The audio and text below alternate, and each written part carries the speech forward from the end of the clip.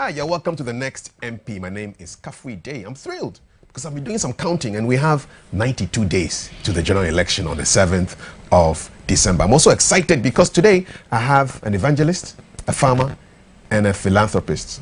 All three rolled into one person who is representing the good people of Medina, hopefully, on the ticket of the Ghana Union Movement. I'm talking about my guest on the next MP, Mr. Joseph Prince Opong Bwedi. You're welcome to the next MP. Thank you, sir, Mr. Kafui. It's good to have you here.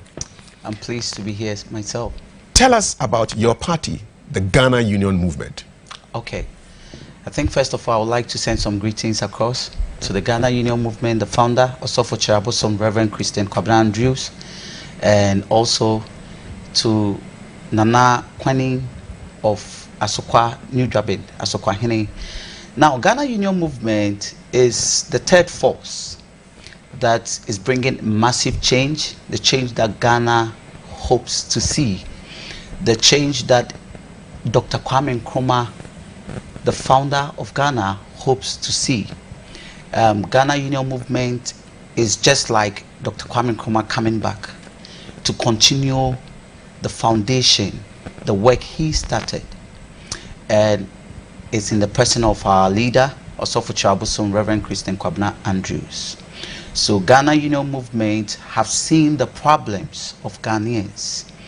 We are in to transform Ghana to the first class country you can think of, because Dr. Kwame Nkrumah had a blueprint of, how he wanted Ghana to be, and that is what the youth, what the people, the citizens will eat, what they will wear, where they will sleep, and so that jobs that can sustain the indigence of the country, not to leave justice out, And so Ghana Union Movement is the third force bringing peace to the people. When you say you're the third force, what does that mean? Okay, we know of NDC MPP for over 60 years now, ever since they overthrew Nkrumah's government. They've done some, but when I say 60 93 years, yeah, when I say 60 years and counting, I mean you can, from the time they overthrew Dr. Kwame Nkrumah, I can count of 60 years now, linking it to Buzia's, Buzia's party, and so yes, they have been from 1992, but they've not impacted the lives of their citizens. And now it's obvious there are a lot of people crying for a change. Even myself, I've been voting for one party, and they've not done much compared to what we should have, where we should have been now and what they should have done. So are you saying that your presidential candidate, Reverend Christian Kwabena Andrews, also for Chirabosom, is the new Kwame Nkrumah? Is he the reincarnation of Kwame Nkrumah? Exactly. It is the ideologies of Dr. Kwame Nkrumah, the integrity and the development that Dr. Kwame Nkrumah wanted to do for Ghanaians. It is upon him. It's like a mantle, and anything that you have to do, there is a mantle, there is a grace for it. And so also for Chirabosom is the reincarnation of Dr. Kwame Nkrumah. That one, I can say it, no two ways about that, because if you look at how he's been able to discover the treasuries of Ghana, the abandoned factories, companies. But it's not a banner of discovery. For the those things have been there already. Those factories were there. Yeah, it's been there, but it's been hidden. And for instance, I had no idea of these things. We have people who are even 90 years old who had no idea of the good works of Dr. Kwame Nkrumah. But they're in the history books. Yeah, but it was covered. By who? It was covered. Probably the media didn't discover it, but I feel that someone has digged to know the foundation, because until we build on the foundation, the building cannot stand. Okay, so he's coming to continue the good work of Dr. Kwame Nkrumah, exactly, whose work was halted with the 1966. Exactly, plus his ideas. Okay, what are his new ideas? Actually, he is bringing on board what we call the free port. One thing Ghanaians have to understand is this: we are supposed to live in happiness in our own country. We are not supposed to be enslaved, and we are not supposed to be overburdened. It looks like the black man has enslaved the black man this time around.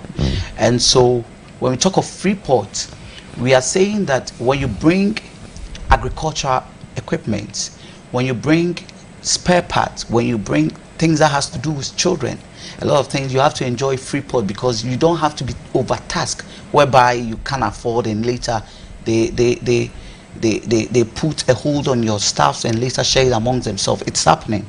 And so we want to create an atmosphere whereby this state, Ghana, the new Ghana that we are hoping for, will enjoy Freeport, just like Togo. And you know, Togo has a lot. Togo doesn't have much as we do as Ghanaians, but they enjoy Freeport. So no taxes, or no duty on spare parts, no duty on agricultural machinery, exactly. No duty on toys and children's equipment. Exactly. Again, we are saying that when someone is 60 years and above, the person has to enjoy old age benefit. You become the property and the asset of the nation. How different is that from a pension that SNIT pays? It's so different, because even with the pension, it's not regularized well. A lot of people cry over that money. That's what they have worked for, and they are, you know, they are being given something, a token for what they have worked for. So if you are 60 years and you were not a civil servant, whereby you were being paid or you were on the government payroll, the pension doesn't work well with you, because let's say you are self-employed, you are your own boss, or probably you're selling water, cocoa, fuller, whatever you are doing, maybe this petty jobs. When you are 60 years and above, you struggle so much. Yeah, but that's the responsibility of the person who is selling cocoa or fuller or groundnuts. The SNIT actually has a way that self-employed people can actually put some money aside, and then when they are 60, they can just take the money back. Yeah, so but in this case, isn't it not a question of education rather than government jumping in to say that we're going to give everybody the same money? Education comes in, but I want to state emphatically that this is so different from our old age benefit. In the developed countries like United States of America, when you are born, you are the asset of the nation, whereby they give you something, they pay you something, and it is not the case in Ghana. So you're going to give people above 60 years money? 60 years some money. How much? It is yet to be determined, but I can tell you it's going to be good money. The reason why we are saying this again is that 60-year-old woman probably did not have any child. And in that state, he will be perishing, or she'll be perishing. And so we say that he has contributed to the nation by selling pure water. That CEO who went to his job, to the office, stopped by, bought some water. And it is only prudent that we pay the person back as a citizen of Ghana. Will everybody get the same amount of money? Of course. The CEO will get the same amount of money as a granite seller? Of course, that's 60 years and above. Of course, there wouldn't be... Is that a fair system? It's a fair system, because the CEO, your work, what you're doing, you're being paid. But this is a program that we're doing for our citizens, to make them feel loved, belonged. Okay, so it's like free money from the government, GUM government, for the people of Ghana, of course, as long as you are 60 years and above. And I can say that if you look at the data, 60 years and above wouldn't be more than 20 million when you should take a data. 20 million people? 20 million people. Out of 30 million? Out of 30 million, that's too generous. Yeah. We have a very young population. We can't have 20%, 20 million of our people being over 60 years. That's right. We have more people who are under 60 in Ghana than are older than 60. So 20 million cannot be correct. Okay, so it's just to say, and even if it's 10 million, we can still afford, because Ghanaians, we have a lot of resources. If it is managed well, we can take care of all these. We'll talk about how you're going to afford all these things under a GUM government. But tell me more of your new things. I know your manifesto was launched back in February under the title of the New Ghana Manifesto. Right. So what are the new things that we should expect in your manifesto? Yeah, like I indicated earlier on the Freeport, old age benefit, we are talking about industrialization, we are talking about... Industrialization is not new. Every government comes to industrialize. Yeah, of course, but we are going to intensify it, because once the industrialization, we don't see much of it nowadays. Talking about Dr. Kwame Nkrumah project, and I mean solid project that had a lot of future, that would have employed a lot of masses left to rot.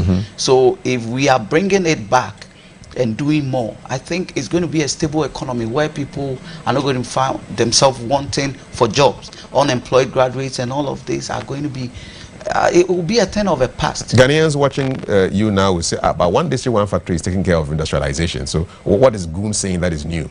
One district, one factory, it has not really materialized. It was a promise, which it has come to light that most of them, after the salt were cut. It's you can't find it anywhere. And so, you know, these politicians... You're saying they are ghost projects? Most of them. Most of them. So the delivery tracker is lying to us? I mean, it is now on record that a lot of things that our Vice President Baumia said were lies, which our other opponent and opposition NDC have taken them on. And, you know, it's not about lies. It's about let the project speak for itself. And they are not there.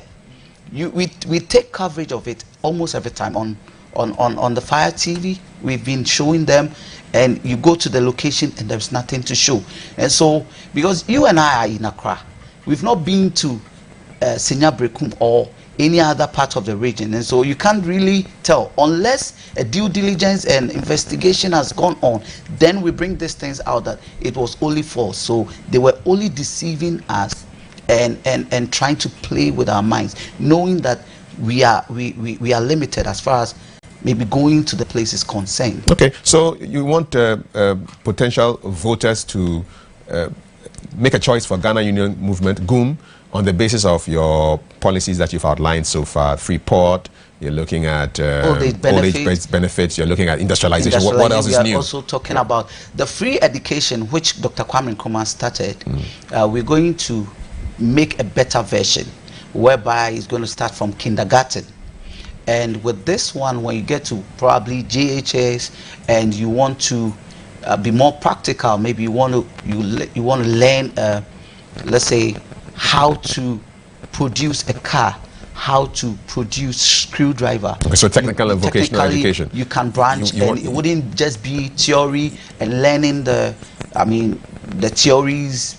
Of course, it's good for our cognitive function, but we want something more practical, whereby you can be reliant in producing something feasible. Okay, so let's look at how much all of this is going to cost, because your mentor, the person on whom GUM is patterning its plans, Dr. Kwame Nkrumah, had a lot of money at his disposal to put out all those factories that you talk about on your Facebook pages, on your websites.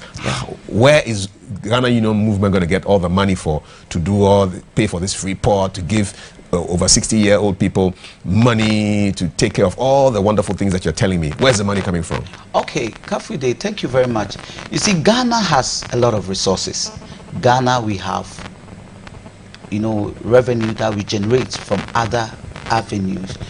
But the problem is being honest and managing the resources well and allocating them to the place that is needed. Meaning the other governments or the current government hasn't done a good job? They've not done a good job. And it's obvious, because we are talking about, we having gold, we having diamond, we having bauxite, we having timber, we having oil, we having all these resources which we can trade and bargain well with those that need it, because we lack proper bargaining power. So is that what has been happening? Exactly so, because... Where's your evidence? Yeah, we can talk about the evidence, but it does happen, because... I want to talk about it now. All right, but what I mean is that we need to be more patriotic, because if that is not what is happening, you wouldn't sell a whole national property to foreigners. If that is not what is happening, you wouldn't attempt to sell the Ghana International Airport. You wouldn't attempt to sell state-owned properties, which, if it is managed properly or bargained well, you don't need to sell them. And so there is an insider who probably is cushioned somewhere to make a soft terms for these foreigners to have their way.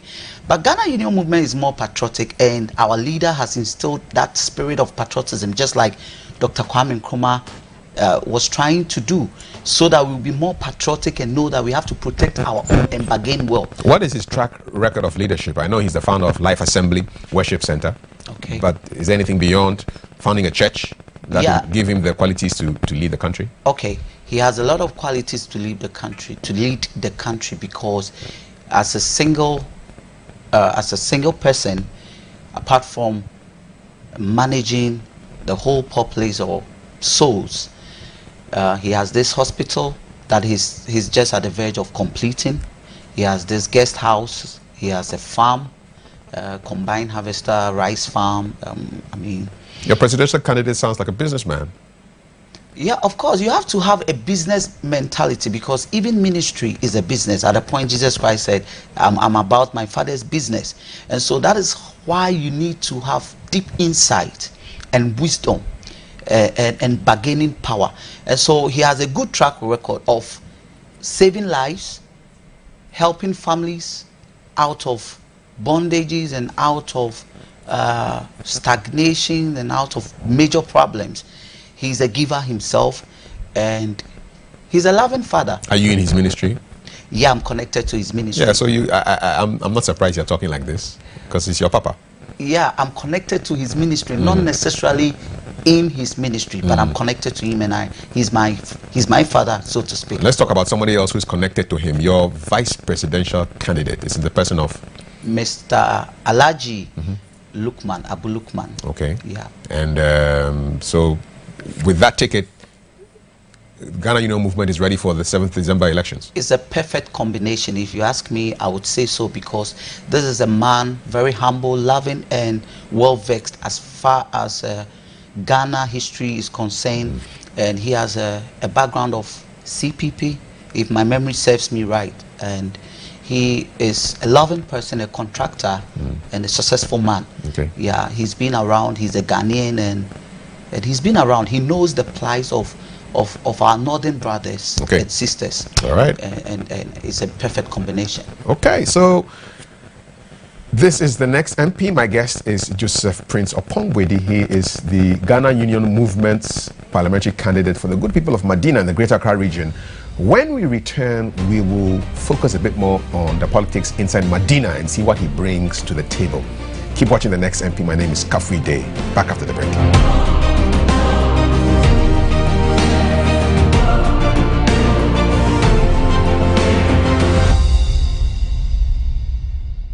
As the national regulator of the communications industry in Ghana, the National Communications Authority seeks to ensure an environment that is safe and fair for consumers and service providers. NCA grants licenses and authorizations for operation of communication systems and services, develops guidelines to streamline communication activities, establish and monitor quality of service indicators for operators and service providers. NCA is in 8 regions: Accra, Tamale, Takoradi, Kumasi, Ho, Koforidua, Sunyani, and Bolgatanga. Do you have unresolved complaints with your service providers? Contact us on 0800110662, 0307011419 between the hours of 8 o'clock a.m. and 5 o'clock p.m. from Monday to Friday, or visit our website at www.nca.org.gh and follow the procedure for filing a complaint or submitting enquiry. National Communications Authority, Communications for Development.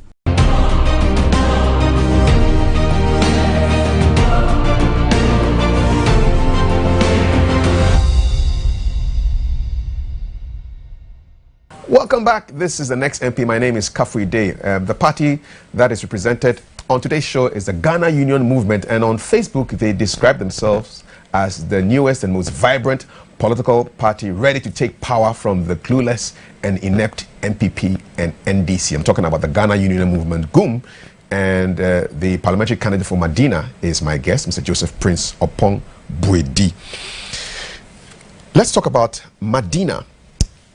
I'm looking at the numbers, and since 2008, the MP representing those people has either come from the NDC or the MPP. So in 2008 and 2012, the NDC won the election there with Alaji Sorogo.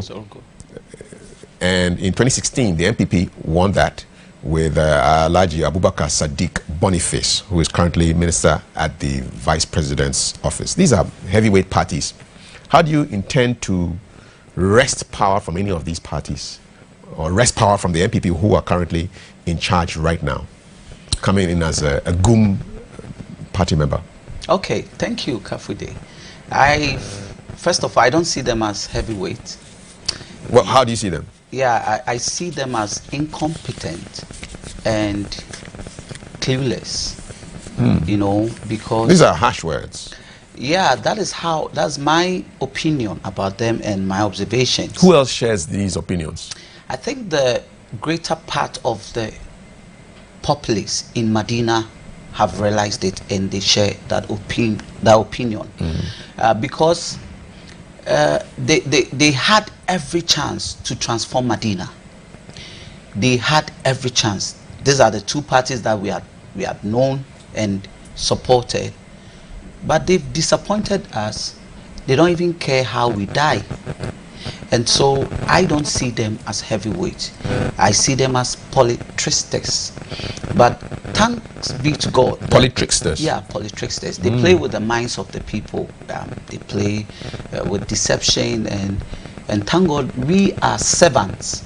You know, we are servants. We are in to serve the people. Because of course, if you are an evangelist, you walk in territories, unknown territories, and because of that exposure, I happen to be all over Medina, and I have seen that the Medina people have not been treated well.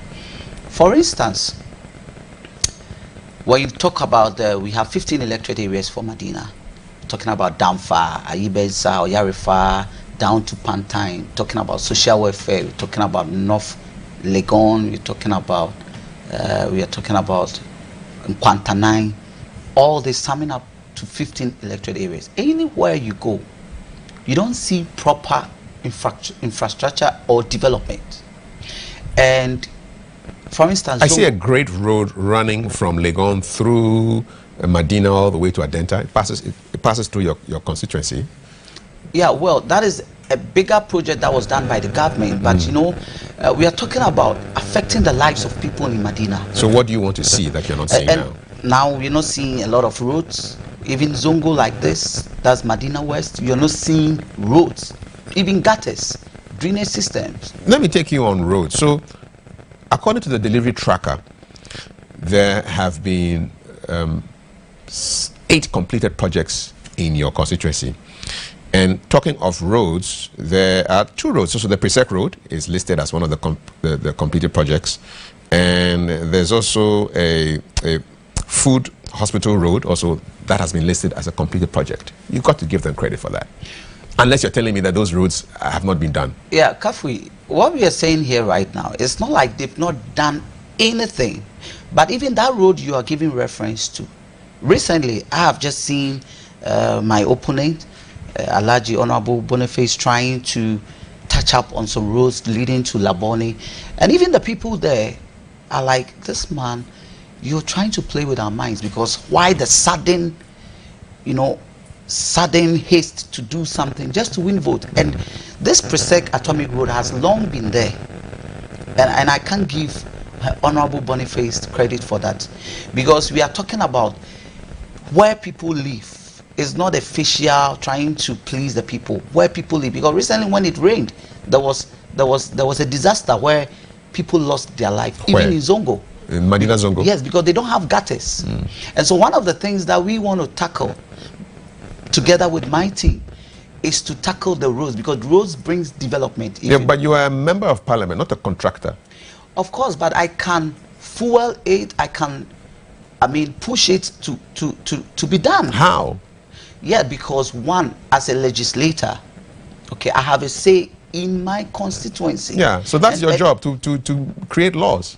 To create, and just not to be worried about gravel and chippings. No, but I'm worried about souls. I'm worried about the livelihood of the people. And so if I'm in the capacity to help push for development as a patriot and as a citizen, there is no limit to that, because if I can be that multitasking and doing all this. So how do you fix the road and gutter issues in Medina? Of course, as an MP. As an MP and living in Medina with the very good people of Medina, I would have to make sure we transfer funds and allocate them for that project. push to know the contractor who can do a good job, not a shoddy one. But don't you think that the current MP has been doing that? No, Honorable Boniface has not done much. I wouldn't say he has done nothing, but he's not affected lives in Medina. This road thing I'm saying, it cuts across the other areas, electorate areas. You look at Damfa. I mean, pregnant women losing their pregnancy because of bad roads. And they don't even often go there. I am young, energetic, and vibrant. And I'm going to move, supervise, and make sure there is maintenance, because that's where I live. But Honorable Boniface too has been reported to say that, listen, they have worked on some of the roads, they're working on some street lights, they've done an AstroTurf that will take care of the youth and recreation and entertainment. There are some things, and then he also points to policies from his government. So we're talking about free SHS, free senior high school education, planting for food and jobs, one district, one factory, NABCO, National Builders Corps, that has brought about some employment. These are things that he can lay credit for. Well, I think most of the things that he says is for the cameras and it's just propaganda, because talking about the AstroTurf, yes, he did this Astro, but I mean, how significant is it? There was no AstroTurf before, so it's significant. It's a project, to a fiscal the project. livelihood of the people, and to, because people, Dr. Kwame Nkrumah, as the founding member of Ghana, he was looking at, look, you are a leader. What your people will eat, what they will wear, where they will sleep, and then what they will drink. It shouldn't be a problem. That is the major problem in Ghana right now. Whereby, for me, I think that what we should have been a problem or a challenge for the leaders is how we can, create more jobs, planes, maybe trains that are in the skies, and that development, because they are elsewhere. You want sky trains? Of course, this is development. We Ghana Union Movement, we want to transform Ghana to become the first-class nation. And the blueprint is there. They just didn't follow. And most of the leaders are lazy. So what, you're going to go back to the 7-year development plan of the 60s? No, of course, it's a foundation, and we can't leave it out, because even as at now, when we talk of the Akosombo Dam, it's still feeding Ghana. When we talk of the Tamahabo, as old as it is, it's still of relevance to Ghanaian economy. And so we can't leave that out. That is the very foundation. So GUM will work on the 7-year development plan? GUM is going to bring everything back, plus add more, because this is what we want to do. We want to create more jobs, bring the factories that has been abandoned, the companies, so that it can employ more. Now, our visionary has the roadmap, and we are in to also help for him to succeed. So on the Medina level, you will be dealing with how to bring the plan to fruition. Of course, in Medina. Yes, but you need numbers. I'll give you a sense of the task that you have. So in 2008, the NDC won that parliamentary seat with 70.11%. Okay. In 2012, NDC retained the seat with 52.07%. In 2016, the MPP, Medina swung towards the MPP, and so MPP had 54.9%. If you claim you are a third force, you need to get 40% upwards to win that election. Okay, 40% upwards. I can assure you, Ghana Union Movement is going to get above 60%. In Medina? In Medina, and nationwide, even more. No, let's talk about Medina. Yeah, so you are taking out Alhaji Boniface from the MPP. Of course. You're taking out Francis Xavier Sosu from the NDC, and you're going to get what, 60% of the vote? Yeah, they are not a bigger match, looking at the situation in Ghana right now. What are the people telling you? Well, I mean, the people are tired. The people are disappointed in them.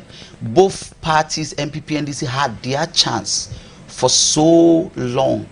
They couldn't deliver, and so it's like there's nothing new for them to do or to convince us to vote back for them.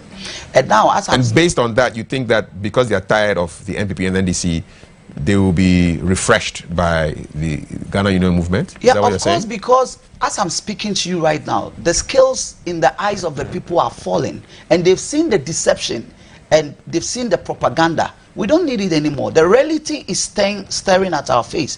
Ghana Union Movement, looking at the market women, we have a better package for them, where everybody is going to have a bank account, and then we're going to give loans, and those that take loans less than 2,000, they're not to pay any interest. Let's talk about that. Let's talk about the bank accounts, because the Vice President Bawumia says that virtually every Ghanaian has an account now. Once you have a digital wallet, that basically becomes somewhere where you can store your money. So everybody has a bank account, really. If you have a mobile money wallet from any of the telcos, you have a bank account. So well, it's one of them. So what is GUM going to do that is different? If it's not all the market women already have bank accounts. Yeah, if it's not different, giving them loans and making it so flexible for them that before 3 months you wouldn't have to pay. So there's a grace period of 3 months before you start paying. Before you start paying, and if you are earning less than 1,000 cedis as a person or as a citizen, you are not taxed, because it brings untold hardship on you. We don't. So you are saying this to attract the market vote, or what? Yeah, the market women's vote. That is exactly what we are going to do. Not just saying, it's not just a word of mouth. It is something that we're going to implement, and it's not difficult, because especially if you are an elder of a family and you love your family, you have to make sure they are nourished. We are not slaves to be, tasked. We are not slaves because we are in our own country. So how many markets in Medina have you been to with this message? Okay, actually the Medina market, we have markets all over the areas. There are small markets. So far I can talk about 10 areas that I've been to, and we are still pushing. Yeah.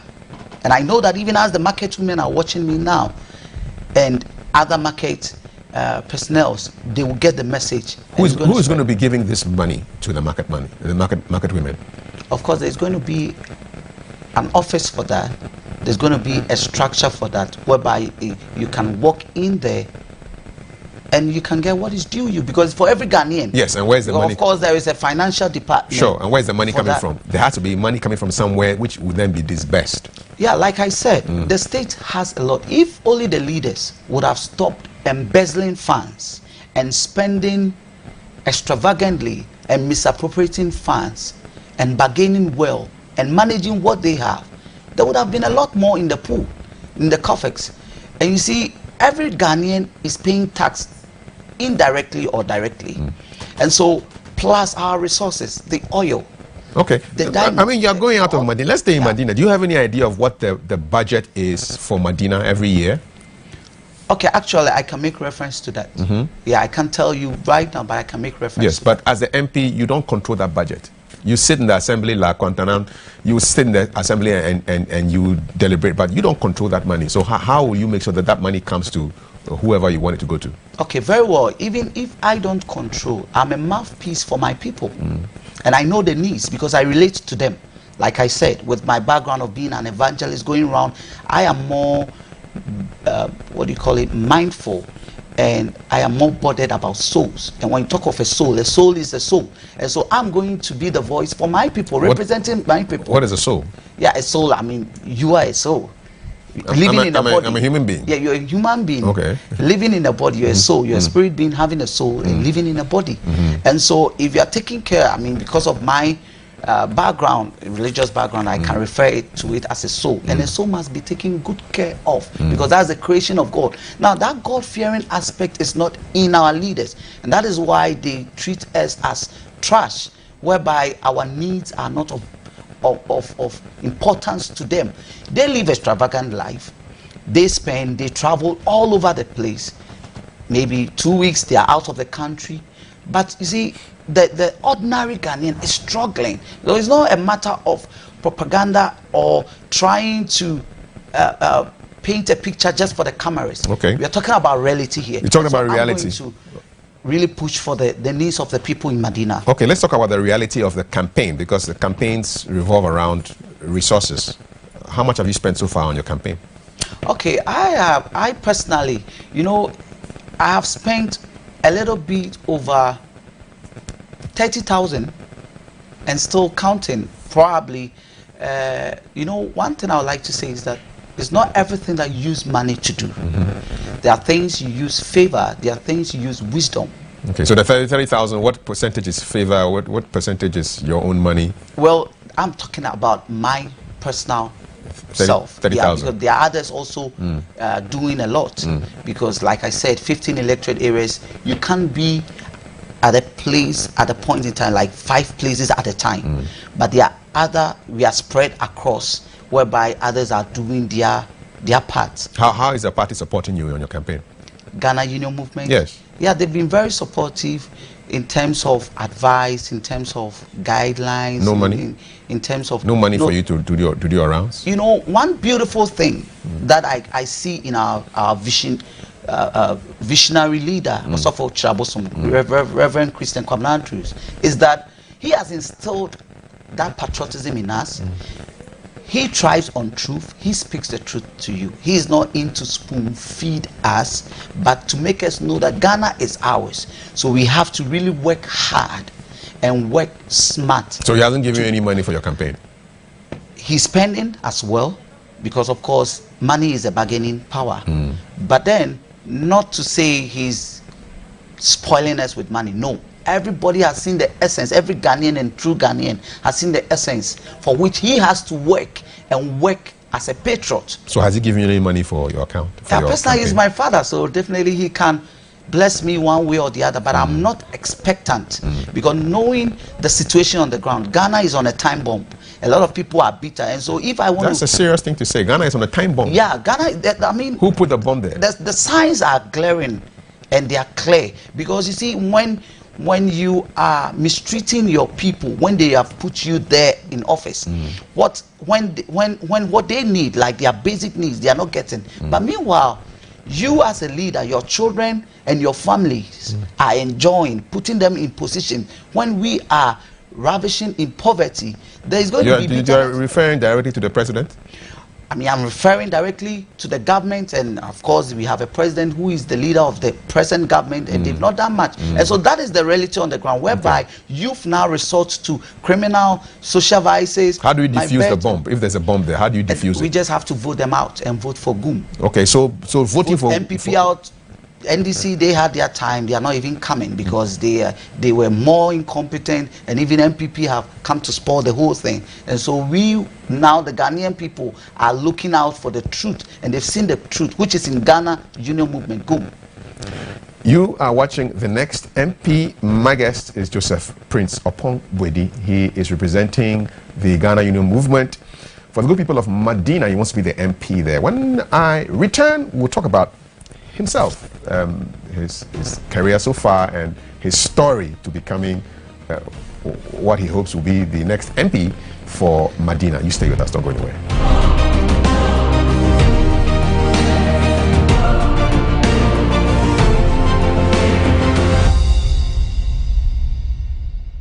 Hello, my name is Jermaine Nkrumah. For decades, leaders in Ghana have been complaining about brain drain, referring to the mass exodus of Ghanaians into foreign lands.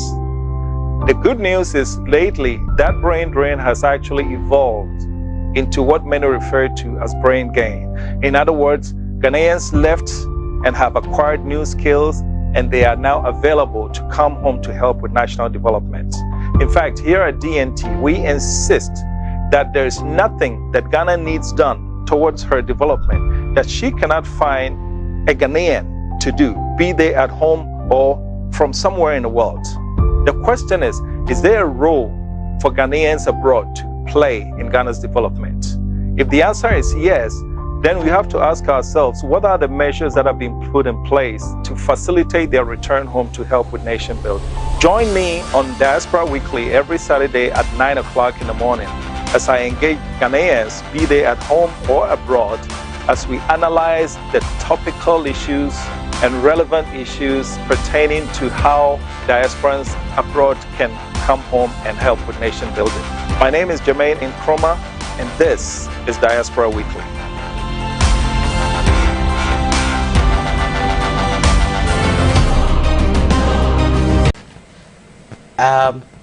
Ghana right now, what inspired me is, God trying to mobilize his people to rule in righteousness as an evangelist. I saw the need that there is something lacking. Truth was lacking. Fairness was lacking.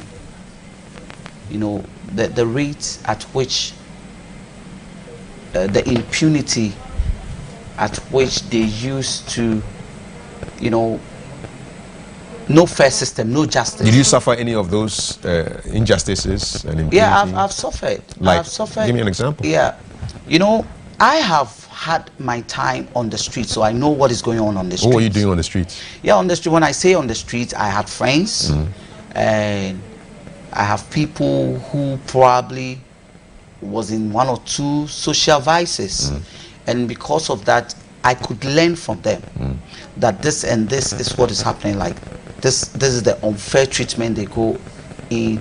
Let's say if you have a friend who unfortunately is a prostitute, that's an example. You get to know why she is a prostitute.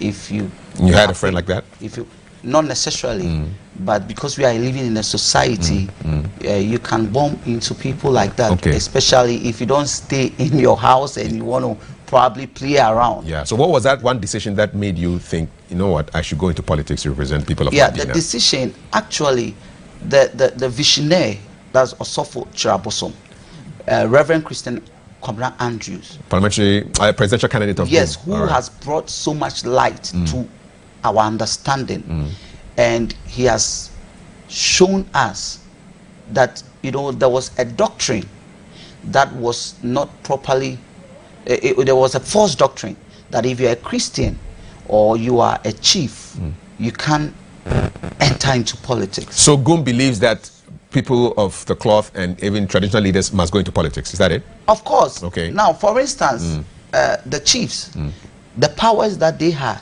has been taken away. Okay. Silently. So your government will bring it back? Of course, because looking at a district or a town, the chief relates directly to its people. Yes. So he knows the needs. And Exactly. so if they are empowered, then they can do more. they can do more. But I want to know about your inspiration. But Why my did you get inspiration came into because politics? the truth has been revealed. Okay. That it is no more for the politicians, but as a servant of the Most High God, and with a God-fearing nature and the seed of God in me, I don't have to narrow myself to just the church or to my brother Muslims, but I can be of important use to the populace. And that's why you're in by politics. Serving. Okay. And that's why I've come to politics, but I'm not necessarily a politician. I'm a servant. I get you. And you want to serve the people. Serve the people, because I've always served the people. Are there lots of evangelists and propagators of the gospel running for political office in Goom? Yeah, of course, because once the scale has fallen off and the truth is revealed, now there's liberation. There is freedom in the mind, because that mental slavery that we were ushered into has been broken. And so now we now see the essence why we see ourselves more as Ghanaian than an evangelist or maybe a religious leader. We see ourselves that we have to be more patriotic and serve the people. And I know your objectives, aims and objectives of the party, the Ghana First attitude is one of them. But you're also a farmer. What do you grow? Yeah, there's this plant, pumpkin plant. It's a delicacy that the most of our Nigerian brothers are familiar with, and then a little bit of livestock like this goats, chicken, and you know, yeah, it's fun to do them because it makes you study the behavior of animals. It gives you some kind of patience, you know, and it's something that our forefathers like Abraham, they all did, even though they were men of God and they were kings. So you have your templates, Abraham and Nkrumah. I mean, these are your templates. And I encourage a lot of agric, because like Ghana Union Movement right now, the state agriculture farm, I mean that the state farms are going to work again. So you're going to bring back state farms? Yeah. The government is going to go into agriculture? Of course. Why? Massive one, because agric, you know, Ghana, we have a fertile ground, and the lands are vast. we have to bring agriculture, because it is one of the things that will turn the economy of Ghana around. How is the government going to buy off all these parcels of land that are owned by traditional areas, families, and little plots? How do you go about that? He's going to do that in consultation with the chiefs, because we are not going to do this, let's say, this local farming. We're going to bring in, you know, we are technical, what do you call it, technological equipments, which can do mass farming. Let's say, I mean, modern equipment for farming, to make farming easy, because this coronavirus thing exposed the government, the MPP government, very, very much, to the extent that even Gary was sold in the Medina market for 30 cedis per the, you know, what they call it, Olonka, you know, per the measurement. And so GUM wants to come and deal with we issues have to, because we are going to bring in more food. Just yesterday, I wanted to buy orange, and there was no orange. The woman was telling me that they have to bring it from Togo. I was like, even oranges, it's an error. Now we have the farms. It is, you see, when we come out from the lazy attitude and work, we can put Ghana in a level of a first-class nation. Awesome. And just before we go, briefly, it's a raging topic right now, Ejapa royalties and the whole business of mortgaging Ghana's resources. What is the Ghana Union Movement's position on this controversy over the Ejapa mineral deal? Yeah, with this Ejapa mineral deal, yes, I heard of it, I followed, but as I speak now, it's been suspended for further consultations, because our other opposition brothers, NDC, also raised an alarm to it, and it looks like it's like more of like a family thing, which family and friends thing, and I think we are still looking at the future of Ghana, because these deals that we've been doing, that is how come Ghana is at the verge of being sold, because we need proper bargaining power. Like I said, we need to have people with a sense of patriotism, not just for their belly and their families and their children. We need to be generational thinkers, whereby we will think of the future, and that's what is lacking in our leaders. And that is why, because when they are failed, they think others are failed, and that is an error. And so we have to look up.